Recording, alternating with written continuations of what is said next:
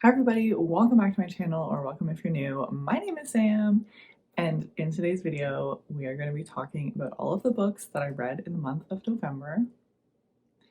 I kind of can't believe that we're already at the end of November, even though November also kind of felt like the longest month. But we're just gonna get into it. We're gonna talk about November. November was not the best reading month for me.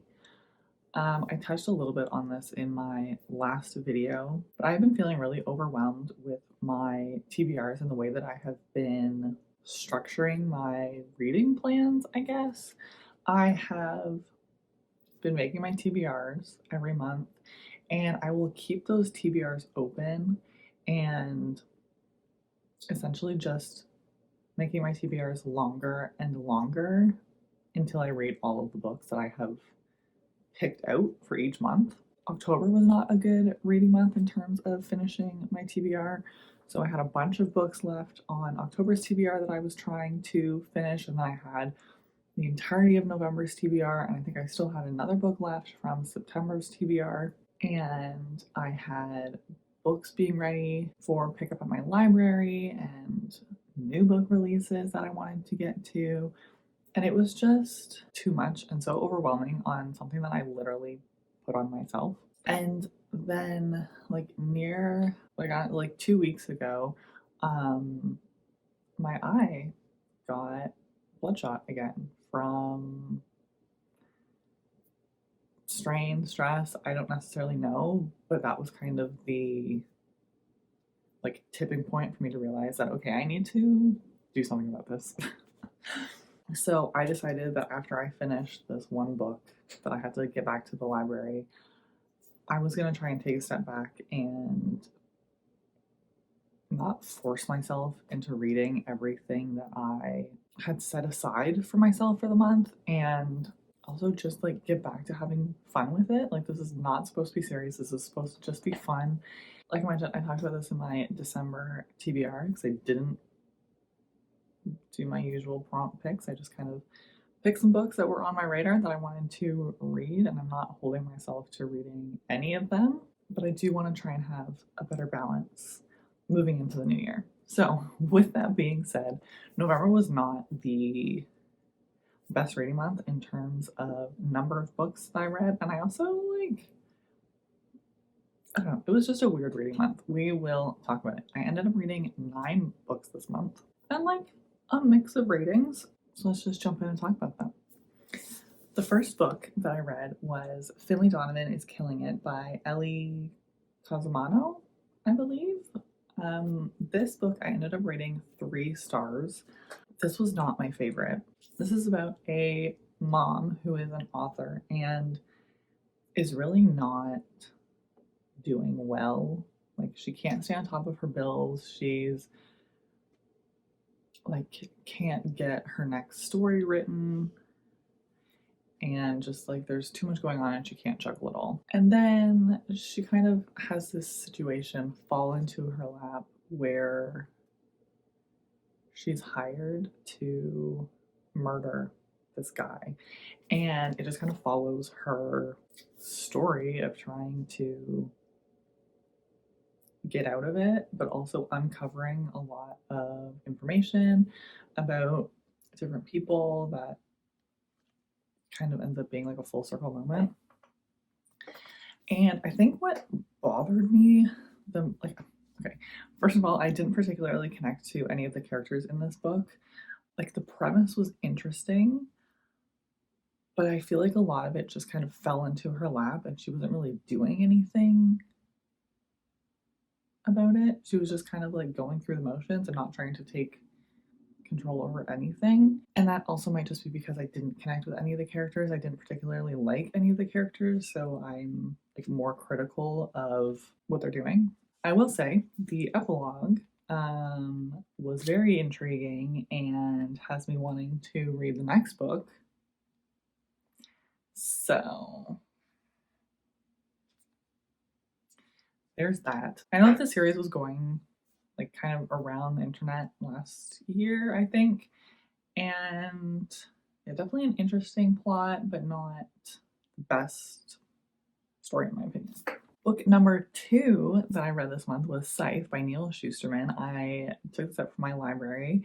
This was recommended to me by one of my like personal friends on my 12 book challenge for 2023, which also, if you haven't seen my community post about 12 books, the 12 book challenge for 2024, I would really love your suggestions because I still have quite a few spots to fill, and I had so much fun with that challenge this year, and I would really love to do it again. Anyway, so this was recommended to me, and I didn't know what to think. This was written by Neal Shusterman, and just the cover of this book gave off like boy book vibes and didn't seem like something that I would be interested in. And boy, am I glad that I was wrong. I ended up rating this 4 stars. This was definitely encroaching 5 stars, but I just didn't get that like 5-star feeling from it. This was so interesting. So this is about a world like well into our future where society had evolved as much as they could evolve. They figured out how to eliminate natural death, and they had to create this group of individuals called scythes who would be responsible for killing part of the population in order to keep the population balanced, in order to like be able to continue living on the world. And so I went into this book like entirely blind. I had no idea what it was about. It was so interesting. The concept was so unique and nothing like I have ever read before. And we're following our 2 main characters who neither want to be a scythe but are kind of pushed into training, and we're following both of their stories and experiences and sort of the culture of scythedom. Like, I don't even know what to say. I don't want to give too much away, but I also like that's like the only way I can just explain it. I was definitely like very excited to continue this series this year. Not even this year, but I think over the last couple months, especially, I have really started dabbling into sci-fi, and that was never a genre I ever thought that I would enjoy, and I am loving at least the 2 sci-fi authors that I have read so far. If you haven't read this book yet, I would highly recommend it. It was definitely one of my top books of the month, even though it wasn't like a 5-star or anything. It was just so different to anything that I have read. So big fan. It was also a really easy read because I think it's like YA or teen. There's definitely some like dark graphic scenes, but it was very easy to read. The next book that I read was probably my most anticipated book of 2023, Iron Flame by Rebecca Yarros. This book is so beautiful, but I'm going to be honest, the North American sprayed edges, I'm really disappointed that there's no design on them. Like they did with the first Fourth Wing releases. And I've seen some beautiful editions coming out, but I'm like, what? Like, you couldn't even do dragons again? Like, anyway, my saltiness aside, I pre-ordered this back in June or something, June, July. And so I ended up rating this 5 stars. I really enjoyed this book. I loved being back in this world. I know that a lot of people had a lot of issues with this one, and I definitely see where they're all coming from. I was definitely a little bit confused at the beginning of this book, just with the extra world building and some of the character names. I really wanted to read Fourth Wing again before I jumped into Iron Flame, but it just didn't happen that way. So that was definitely partly on me that I didn't like read them back to back. But I definitely think I will reread both of these books before book 3 comes out. I did really enjoy getting more of the world and the like backstory and history about Basgath and like the rest of the cities, provinces. I don't even know what their like regions are called. I think this book had great character development with some of our side characters. Violet and Xaden definitely had the same argument throughout the entire book, and it was extremely frustrating by the end because like it was just the same argument and the same conversation over and over. And I definitely understood Xaden's POV, but I can also appreciate that like it was very much real life. Like conversations and arguments like this happen all of the time. And so I think it was frustrating because it was real. I love the dragons in this. I wish we got more of one dragon in particular. I'm a little annoyed about that, but definitely excited to see what's happening in the rest of the series because that was wild. I don't even know if any of these thoughts are coherent. I rated this basically solely on vibes. I had a great time. I love the series. I love Rebecca Yarros' writing. I love the characters and the dragons. I definitely need to find more books with dragons because like that really makes the series, if I'm being honest. The next book that I read in November was Meet Me at the Lake by Carly Fortune. I read Every Summer After by her earlier this year and rated it 5 stars, I believe. And this one I ended up rating 3 stars. It definitely didn't hit as hard as the other one. And not that I'm like comparing the stories or anything, they're totally different stories. I loved the like again like the rural sort of like northern Ontario setting along with the Toronto setting. Like I recognize all of these cities and places. I know where they are. I've like been to some of them. Being an Ontarian, it was just very familiar.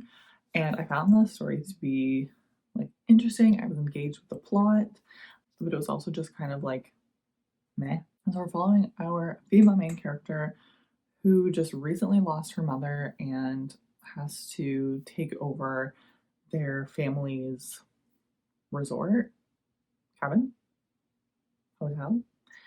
I never really figured out what it was. And was also a dual timeline 10 years prior where she met this man and like they spent a crazy 24 hours together and had this connection, and then something happened and they never saw each other again until 10 years later. And so we're following along trying to figure out what happened, why they never saw each other again after having this connection, what she's going to do like with the resort and the rest of her life. And it was just a really nice story, but I just like didn't connect to it as much as her other book. Next book, we have A Court of Wings and Ruin by Sarah J Maas. I guess I can talk about these two together. So Court of Frost and Starlight. Emily and I are continuing our buddy reads of Sarah J Maas before Crescent City 3 comes out. We read both of these in November. For A Court of Rings and Ruin, I ended up rating 5 stars. I think I only rated this 4 stars the first time that I read this, but I think this has become my favorite book in the like original 3 books because I think the series was supposed to end here. And then Sarah said like what's going to happen to the other characters. Like I need to continue their stories. I just really love the politics in this. I found it so fascinating. And like I feel like the cast of characters grew a lot more in this one with the other courts and the relationships that they had to have in order to fight the war. We started to get snippets of like Ness and Cassian in this, and oh, they're just my favorite. Yeah, this was a good one. If you haven't read ACOTAR yet, what are you doing? Throne of Glass is still better, which I can't believe I am saying that. I never thought that Throne of Glass would be better, but this is just such an easy, fun fantasy. For A Court of Frost and Starlight, this is just a little baby novella. And I think we read this in like the perfect time, because they're getting ready for winter solstice and they're just having like a cozy time trying to figure out how to continue and rebuild after the war. And it just gave like all the cozy vibes. I rated this 4 stars again. I think I rated it 4 stars last time. It's just a novella, there's not much plot, but it is like an important piece that gives a lot of world building or like groundwork for a court of silver flames. So definitely don't skip this book, but know that it's not also the most exciting. But the next book is The Brothers Hawthorne by Jennifer Lynn Barnes. I ended up rating this 3 stars. I know that a lot of people were saying that if you didn't particularly love the original trilogy, you probably wouldn't like this one because if you don't already care about the characters, then you're likely not going to like it. And I didn't dislike this book, but it just felt like very disjointed. We were following both Jameson and Grayson, who had each of their own stories, and I found that I really had to suspend disbelief because these are like teenagers or maybe like very young 20s, and the things that they're doing just like doesn't make any sense. It was just a little unbelievable for me. Jameson had to go to this like casino or like club or something, and I'm like, are you even legal? Like if you're in Canada, I think you're legal, but like if you're in the States, are you even legal? It's just like a lot of things just like didn't add up, and their stories like never really overlapped. Although there was some like flashback scenes to when they were growing up and kind of how their grandfather like put them against each other, I guess in theory, to better themselves. But it was kind of odd. I'm really hoping that the next book follows the other brothers because I honestly love Nash and I want to see more of him. But he just seems so wholesome. So, like, is there anything actually going on with him? Probably not. That was that. 3 stars. It was fine. I find that, like, Jennifer Lynn Barnes' writing is very easy to follow and her chapters are very short, but a lot of the times I feel like the chapters are short just to be short. Like, they don't have to stop there. Like, I'm okay with 10-page chapters, but some of these chapters were like 2-3 pages, and just like the next chapter was just a direct continuation, and it could have just been one chapter. But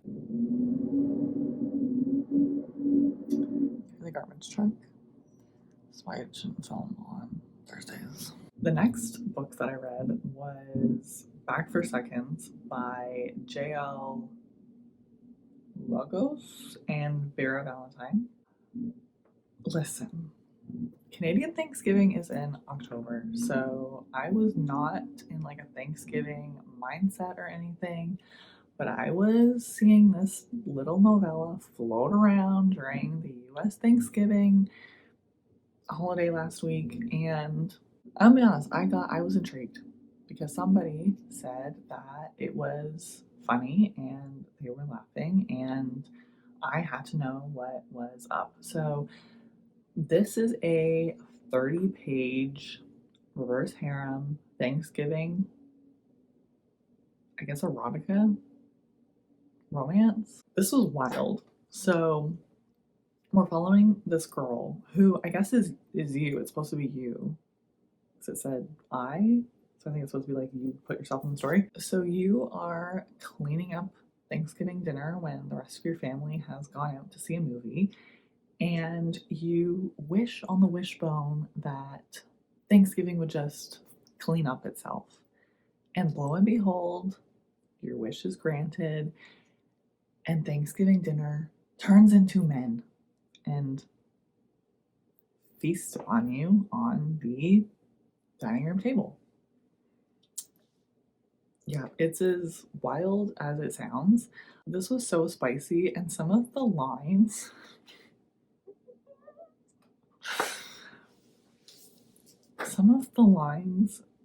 to be like Thanksgiving themed were totally unhinged. And just thinking about it, I'm like gonna start cracking up, like for real. I had so much fun with this. I read this on my lunch break at work, which might have been the worst idea to start it there. But thankfully, I take a late lunch because of the hours that I work, and there was like nobody in the lunchroom because I was sitting there dying, messaging Emily, like, I can't believe you're not like gonna pick this up and read this because I'm like losing my mind.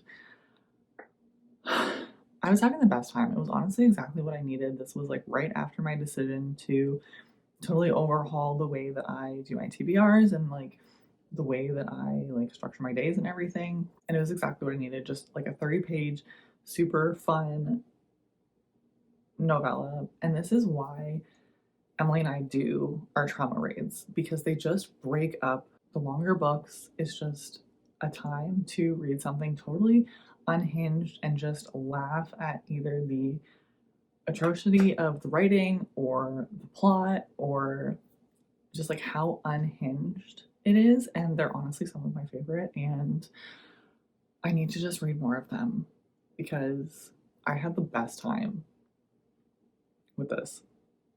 I did end up rating it 3 stars. Like, it's only 30 pages. It was totally unhinged and was like the best.